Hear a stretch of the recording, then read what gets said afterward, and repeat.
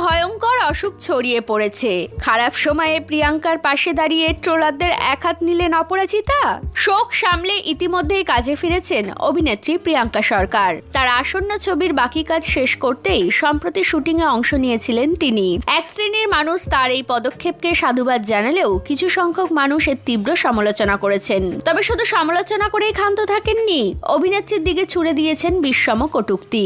অপরিচিত ব্যক্তিদের দিক থেকে আসা ক্রমাগত কটাক্ষে বিরক্ত হয়ে এবার গর্জে উঠলেন অভিনেত্রী অপরাজিতা আঢ্য। সোশ্যাল মিডিয়ায় একটি পোস্টের মাধ্যমে তিনি জানিয়েছেন, সমাজ মাধ্যমে ট্রোলিং এমন একটি ভয়ঙ্কর অসুখে পরিণত হয়েছে যে তিনি বাধ্য হয়ে নিজের কমেন্ট সেকশন অফ করে রেখেছেন। যারা অসুস্থ মায়ের ছবিকে কুৎসিত বলে কমেন্ট বক্সে লিখতে পারেন, অথবা যারা সদ্য স্বামীহারা নারীকে কাজে ফিরতে দেখে কটাক্ষ করেন, তারা আর যাই হোক মানুষের পর্যায়ে পড়েন না।